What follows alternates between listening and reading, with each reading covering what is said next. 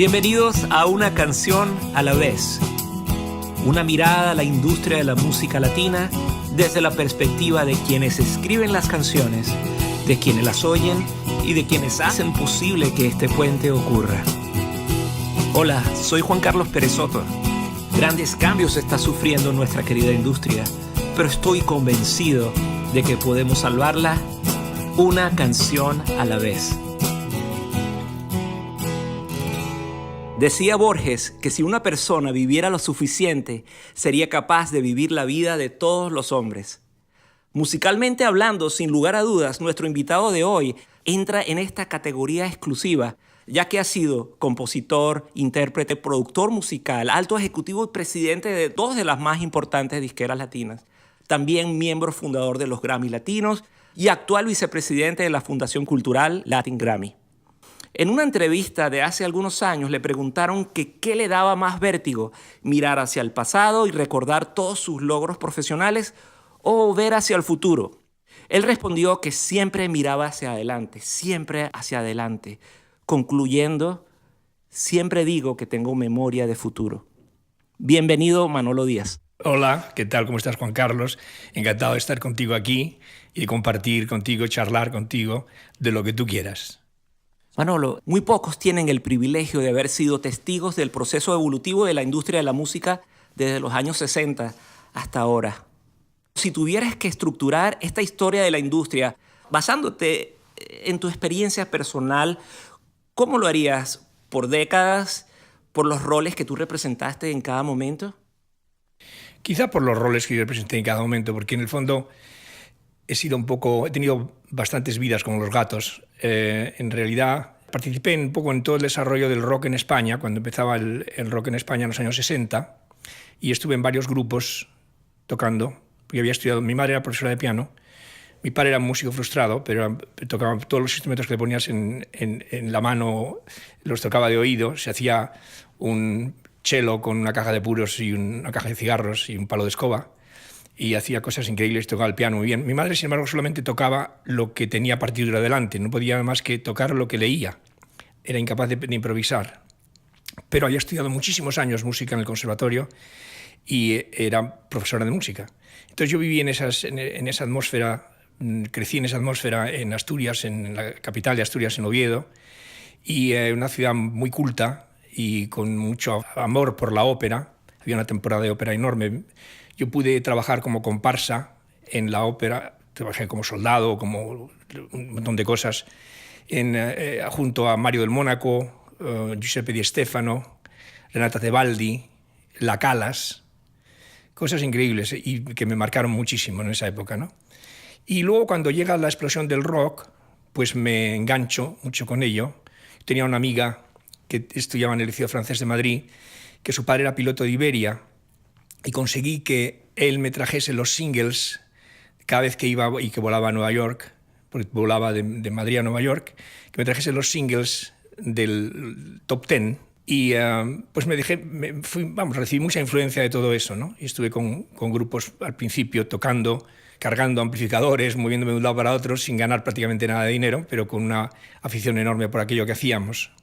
Luego, más tarde, conseguí entrar en la industria, ya entré en la industria primero como productor y compositor, empecé a componer canciones, tuve mucho éxito y mucha suerte, ¿no? Porque estaba en el momento adecuado, en el lugar adecuado, y la verdad es que era una generación nueva, muy fresca. Los anteriores a nosotros pues hacían una música muchísimo más que no conectaba con la gente joven, y entonces yo tuve la suerte de tocar en un grupo que se llamaba Los Sonor, que grabamos para RCA unos cuantos discos, y hacíamos versiones de cosas de temas americanos o de temas italianos, que en aquella época también estaba muy fuerte lo de Italia. Y poco a poco pues fui entrando en eso y empezando a componer, y tuve la suerte de descubrir un grupo que se llamaba Los Bravos, que es el único grupo español que ha conseguido tener una canción en los top 5 de Inglaterra y de Estados Unidos, porque grabaron una canción que se llama Black is Black. Y entonces fue un éxito tremendo en los años 60, ¿no? Yo recuerdo que vine a Nueva York, creo que era el año 66 o 67, no, era un poquitín más tarde, quizás, 67, 68, y las radios solamente, en Nueva York, en Estados Unidos, solamente sonaba Black is Black, y ¿qué otra cosa era? Ah, sí, de los Beach Boys, Good Vibrations. Era el momento de Good Vibrations de los Beach Boys, canción impresionante que a mí me conmovió siempre muchísimo. Y me influyó también. Y Donovan tenía una canción de éxito que se llama Watermelon Yellow, y había un grupo que cantaba una canción que se llamaba Winchester Cathedral con un megáfono. Esas eran las cosas que sonaban en Nueva York en aquel momento, ¿no? Y una de ellas era de un grupo que se llamaba Los Bravos, es de España, que consiguió grabar una canción inglesa que se llama Black is Black, y que esa canción fuese un éxito tremendo. Canción que yo descubrí en una editorial de Inglaterra, en una cassette, en un cajón lleno de miles de cassettes, o cientos de cassettes, y que nadie quería grabar. El éxito de esa canción tuvo mucho que ver también cómo se negoció con lo que se llamaba entonces Radio Carolina en las aguas internacionales de Inglaterra. Había una emisora de radio que era la que realmente escuchaban los jóvenes en Inglaterra en aquel momento, y era una emisora de radio en aguas internacionales para que no pudiesen controlarla los legisladores ingleses, ¿entiendes? Wow. Y tenía un éxito tremendo. Ahí sonaba, lo que sonaba aquí en aquella radio es lo que se convertía en éxito. Entonces yo me fui a ver al dueño de esa radio y le di la mitad de mis derechos de autor a cambio de que la hiciesen sonar. Él aceptó hacer un test en radio para ver si gustaba la canción o no, y si hubiese gustado, pues la seguiría poniendo, y si no, la quitaría. Porque claro, él lo que tenía que hacer es defender su radio y su escucha, ¿no? Su audiencia. Y la canción enganchó fortísimo, y de ahí pasó a Estados Unidos. En Francia fue número 3 porque Johnny Hallyday, un famosísimo cantante francés, hizo un cover que se llama Noir c'est noir, negro es negro, ¿entiendes? Y esa fue número 1, pero nosotros hicimos número 3 con Los Bravos, y fue un éxito mundial. Realmente es una canción que fue un éxito pop mundial. No tuvieron más éxito que ese éxito a nivel internacional. Luego en España tuvieron muchísimos más éxitos. De mis canciones en ese álbum hay una que se llama La Moto. Es una historia como del cuento de la lechera, la fábula de la lechera con moto en vez de con leche. Y es muy divertida y fue un éxito. Me parece que estuvo 8 semanas en número 1 en España esa canción. Manolo, ¿qué fue vivir en la década y estar en la música donde los Beatles eran la punta de lanza? ¿Cómo fue eso? ¿Qué se sentía cuando los Beatles sacaban un disco nuevo? Eso era una revolución. Además, conseguían seducirnos con cada cosa que hacían. Yo no sé cómo lo hacían. Todavía hoy me cuesta trabajo comprenderlo. Porque 4 chicos de Liverpool, la que han armado y la que siguen armando. Porque si te das cuenta, es que no hay manera de mejorarlos. Es que fue una revolución inmensa. Y luego además fueron muy eclécticos, hicieron cosas muy diversas, ¿no? No se mantuvieron en una misma calle, como parece ser que es lo que hay que hacer siempre para mantenerse, ¿no? Para no despistar a tu clientela. No, ellos se fueron experimentaron cosas increíbles, hicieron cosas clasicistas, cosas muy rock. Y siempre de vanguardia. Y siempre de vanguardia, y siempre conectaban con nosotros. ¡Wow! ¿Cómo es posible eso? Sí, eso es algo... Es milagroso, es una cosa milagrosa. Yo creo que es prácticamente imposible que vuelva a suceder, o sea, muy difícil, vamos, es dificilísimo. Es una cosa única en la historia de la música, yo creo, ¿no? Mira, ¿cómo era esa época cuando los Beatles sacaban un disco y uno más diferente del otro y de repente ya estaban copiándolo, el estilo del disco anterior, pero en el nuevo ya era... algo diferente. ¿Cómo era? Tú como productor y compositor, ¿qué tú hacías? No, nosotros estábamos influidos todos. Yo, por lo menos, a mí me influyeron muchísimo, me influenciaron muchísimo. Y yo hacía cosas que estaban inspiradas en ellos, y no solamente en ellos, sino en otras cosas también que yo escuchaba. A mí, por ejemplo, cuando te conté antes, que cuando estaba en Nueva York con lo de los Beach Boys. Beach Boys, Good Vibrations. Para mí, Good Vibrations me pareció una cosa revolucionaria, pero completamente revolucionaria. Y yo hice una canción que se llama Ojo por Ojo, que la canta un grupo español, está grabada por un grupo español que se llama Los Pasos, que está, en definitiva, claro, no le llega ni a la suela del zapato a Good Vibrations, pero se nota que está influida por Good Vibrations. O sea, hay un deseo de entrar en esa especie de cosa psicodélica, ¿entiendes? Manolo, estabas teniendo mucho éxito como productor, compositor y artista. ¿Qué te hizo pasar al otro aspecto de la industria, al lado discográfico? Bueno, yo, aunque incluso grabé discos y todo eso, tampoco me sentía tan seguro de que yo era algo que el mercado necesitaba. Yo lo que necesitaba es que yo tenía que ayudar al mundo de la música de alguna forma, pero no, yo creí que había gente más talentosa que yo escribiendo música y cantando, y entonces me apetecía muchísimo entrar en la infraestructura de lo que está detrás, ¿no? De lo que está entre bastidores, que es la industria discográfica. Y entré primero en una empresa de Madrid, una empresa en España, que se llamaba Discos Acción, que pertenecía a la cadena SER de España, y después entré en CBS Records, en CBS en España. De ahí me mandaron a París a crear lo que llamaban ellos el desarrollo artístico europeo. O sea, me dieron como, me parece que 8 artistas que tenían éxito en su país local de Europa, pero que no tenían éxito internacional, pero tenían potencial. Y entonces lo que yo tenía que hacer era esos artistas que tenían éxito local, hacerlos internacionales, hacerlos que tuviesen éxito en otros países también europeos, ¿no? Y me dieron a un tal Julio Iglesias, porque así lo pronunciaban ellos, me dieron a una tal Rafaela Carrà, me dieron a un tal Umberto Tozzi, me dieron a un tal Miguel Bosé, mío, me dieron a tal Asha Puthli. Lo que tenía, que todos ellos tenían éxito local, pero no tenían éxito internacional, y había que hacerlo éxito internacional. Y la verdad es que tuve muchísima suerte. Trabajé como un animal porque me acababa de divorciar, además, y entonces en ese momento pues estaba solo y lo único que hacía era trabajar como un loco para tratar de olvidarme de todos los líos de los divorcios.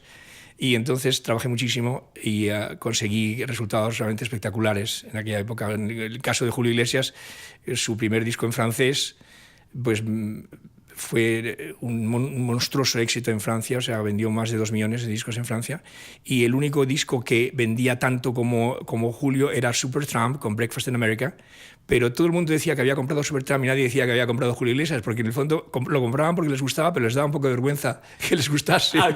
Que supuestamente no estaba al nivel. Exactamente, no era una cosa prestigiosa, ¿no? Y no lo decían. Pero fue un éxito tan fuerte que fíjate qué anécdota tengo yo. La portera de la señora que se ocupaba del edificio donde yo residía en París, una señora Madame Dupont, no sé, una señora francesa, pues no sabía que yo estaba en el mundo de la música. Y entonces ella, un día que yo llego a casa, no tengo luz, no tengo electricidad en mi apartamento. Entonces bajo a hablar con ella, digo, no tengo electricidad, ¿qué es lo que ha pasado? A ver si me puede usted ayudar. Me dice, pase, señor Díaz, pase usted, que estoy en la cocina, que se va a quemar algo que estoy cocinando. Me senté en el comedor y veo encima de la mesa del comedor el disco de Julio Iglesias. Ella no sabía que yo estaba en el mundo de la música. Veo el disco de Julio Iglesias, el álbum, A vous les femmes, se llamaba, A vosotras las mujeres. Y cuando regresa, le digo, buen disco ese, buen disco ese que tiene usted. Y dice, sí, señor Díaz, mire usted, yo no tengo tocadiscos, pero lo he visto en la televisión y no he podido controlarme y he comprado el disco. Sin tocadiscos. Tú imagínate que es venderle peines a calvos o venderle aire acondicionado en Alaska, ¿no? Esto es una cosa increíble. Fíjate si el éxito de vender discos a gente sin tocadiscos. Mira, ¿cómo fue tu estrategia de un cantante español desconocido o famoso localmente hiciese este disco en francés? ¿Cómo elaboraste esa estrategia? ¿Cómo escogiste el repertorio? ¿Cómo escogiste el título del álbum? Porque a ustedes las mujeres es una estrategia también. Sí, fue una labor de equipo. Julio es, pero sobre todo era, un enorme trabajador y un hombre con una ambición clarísima y con una idea muy clara de sus prioridades. Primera prioridad, Julio Iglesias. Segunda prioridad, Julio Iglesias. Tercera prioridad, Julio Iglesias. Cuarta prioridad, Julio Iglesias, etcétera. No, su carrera. Él estaba enfocadísimo en eso. Y él a todos los que estábamos alrededor nos obligaba a trabajar muchísimo. A ese paso. Sí, a ese paso. O sea, hay que reconocer que él tuvo gran parte de la culpa de todo ese éxito enorme, ¿no? Detrás estaba también Ramón Arcusa, del dúo Dinámico en España, que fue productor de esos primeros discos. Y conseguimos rodearnos de gente muy competente. En Francia, por ejemplo, el letrista francés que conseguimos, hizo adaptaciones que eran mejores que las letras originales, wow. Cosa que no suele ocurrir casi nunca, como tú sabes muy bien, que sí. Tú sabes de esto, ¿no? Sí. Es muy difícil que una adaptación de un idioma a otro salga mejor al que menos la al letra mismo original. nivel, al menos, sí, es dificilísimo. No, estas eran todas mejores. Y cuando hicimos, por ejemplo, el disco en italiano, pues conocimos en un crucero por el Caribe, conocimos a un animador, a uno que se ocupa de que la gente no se aburra en los cruceros, o sea, de que jueguen y todo esto, que era italiano, un tal Gianni Belfiore, y un día nos pasó unos poemas que había escrito él. y eran unos poemas bellísimos en italiano. Y le dijimos, ¿por qué no haces tú las letras de este disco en español? Wow, qué Hizo unas letras, lo que dice el good timing, como dice hizo unas letras increíbles en italiano, pero increíbles. O sea, no sé. Júrame, por ejemplo, Júrame de María Greber, que la grabó Julio, la hizo en italiano, que se llama Pensa a mí, Pensa en mí. Es de una belleza increíble en italiano, la letra. Y tuvimos una suerte tremenda. Pero en lo que yo realmente sí contribuí más es al marketing de lo que él hacía, porque lo que él hacía en gran parte lo hacía él. Yo le ayudé en algunas letras, le ayudé en algunas cosas, más que nada por acelerar el proceso de que la compañía necesitaba sus discos porque había que sacarlos. No por tratar de agarrar una tajada, sino por ayudar realmente. Por ayudar realmente, ¿entiendes? Me acuerdo que en Niña Mujer yo estaba invitado en casa de Julio con mi hija, yo me acababa de divorciar, como te había contado antes, y entonces tenía una hija que es a mitad española, a mitad suiza, porque mi primera mujer era suiza, y entonces mi hija Vanessa pues vino a pasar unos días conmigo en casa de Julio Iglesias y con los hijos de Julio Iglesias, de los que se encontraba Enrique Iglesias, eran de la misma edad. Qué cómico. Julio Junior y Chabeli, ¿no? Y entonces estábamos ahí, durante el día trabajábamos, Julio y yo, Ramón Arcusa y Gianni Melfiore y todos estos que te contaba antes, al lado de la piscina, estábamos trabajando para animarle a avanzar con su disco, ¿no? Y entonces Tony Renis, que es un compositor italiano, el autor de Cuando, impresionante autor, nos mandó una melodía y había que ponerle la letra. Y me acuerdo que cuando estábamos... yo estaba en casa de Julio con mi hija, yo dormía en una cama king size con mi hija, porque es lo que teníamos, el espacio que tenía yo, en una habitación de la casa de Julio, en Indian Creek. Y entonces, mirando a mi hija dormir, se me ocurrió el título de Niña Mujer. Qué belleza. Y hicimos la letra juntos. Y fue una canción muy linda, porque en aquel momento Chabeli era, de sus hijos, era la que más brillaba. ¿Entiendes? Era una niña que se esperaba de ella muchísimo más. Luego el que más brilló fue Enrique Iglesias, que era el que menos brillaba entonces. Una cosa curiosísima. Pero quiero decirte que en ese tipo de cosas es en donde yo contribuía, ¿no? A acelerar un poco el proceso. Y luego, por ejemplo, en el marketing de sus discos, pues yo hice un marketing un poco de tipo Tupamaro, o sea, tipo de guerrilla, ¿no? Porque yo estaba en una organización muy estructurada que se llamaba CBS Records, y era una estructura muy sólida, y encontré que había un rechazo a todo lo que hacíamos, o sea, las cosas, por ejemplo, Julio Iglesias, cuando le propongo al presidente de Italia que hay que sacar el disco de Julio Iglesias, hacer un buen marketing plan, me dice, Julio Iglesias, tú soy pacho, estás loco, ¿cómo es posible? Julio Iglesias, aquí en Italia eso no tiene ningún futuro, eso no hay manera de que hagamos nada con eso es muy antiguo. Nosotros estamos en el rock y en el funk y en el no sé qué.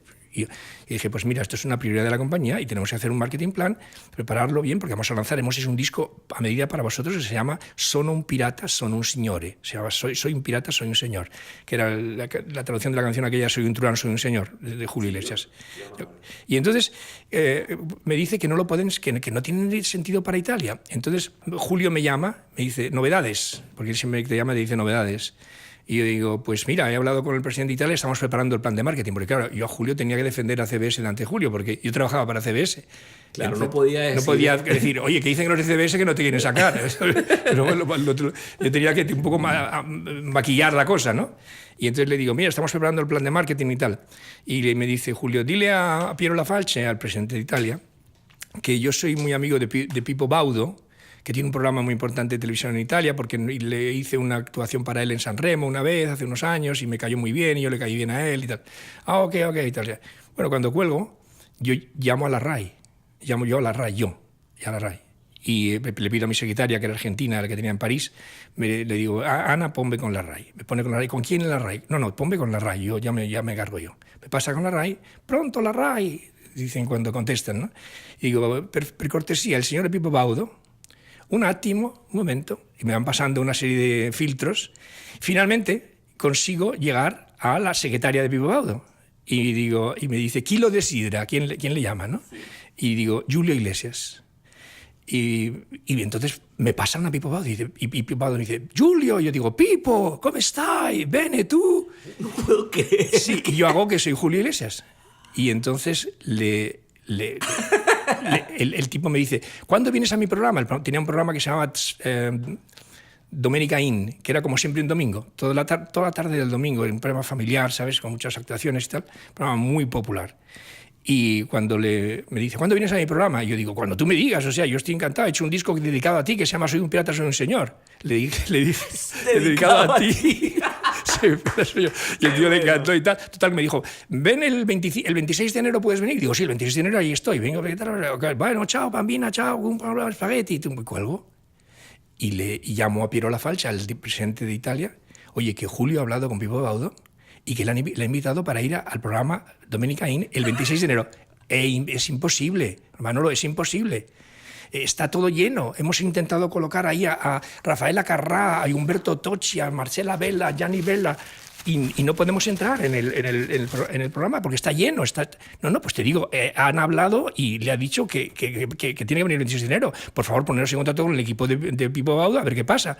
Por hacerte la historia corta, fue al programa y vendió 1 millón de álbumes. 1 millón de álbumes. Nunca había vendido un extranjero tanto en Italia.